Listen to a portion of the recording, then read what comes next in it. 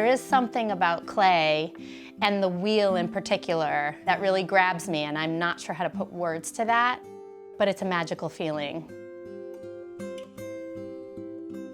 This all started way back when I was 10 or 11 years old, and my mom took me to my first pottery class. I loved the process so much that I just did it any chance I could get. And so I would say that I'm a mixture. I mean, I've been directly taught, but over the years I've also done a lot of self-teaching through trial and error. It all starts with a lump of earth for potter Zahava Friedman, kneading it like bread to allow air bubbles to escape. Then it is thrown onto the wheel, and using steady hands, an elbow braced on a thigh, and frequent lubrication with water, she transforms that clay into a piece of art. The throwing part of it is very therapeutic for me, and it's gotten to a point where it's almost mindless, where sometimes, not always, but a lot of times it feels like the clay is almost throwing itself. It's the only time in my life that I'm kind of in a zone and like fully present and not thinking about other things. I'm just completely 100% like with the clay.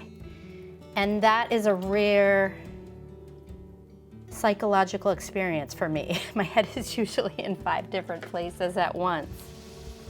It takes Friedman roughly 20 to 75 minutes to throw a pot, depending on its size and form. Pulling it up from the bottom to the top, evenly distributing it so that the piece elongates and the walls thin.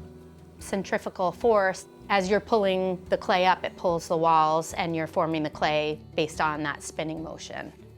Once it is refined and compressed, any extra clay remaining at the bottom is trimmed away and the wet pot is set aside to dry before the next step. And what that does is it really evens out the moisture in the clay so that when I go to carve it with the X-Acto knife, it's very even and it carves nice and smoothly. So I'm actually waiting for it to be about what we call leather hard before I'm carving it. If it's too soft, I'm gonna warp the pot. I'm not using a pattern, I'm just cutting, kind of following the form of the pot itself. When it's completed, it will have cuts all the way through the whole entire body. And once you put that tea light in there and put it in the dark, it reflects the light from the carvings out onto the wall. On other pieces that are not carved, Friedman uses a technique called sgraffito. This process involves applying layers of color or underglaze and then scratching off parts of the layers to create contrasting images and reveal the clay color underneath. The kiln is a 2-step process. First, the items are loaded in, making sure that no pot is in contact with another.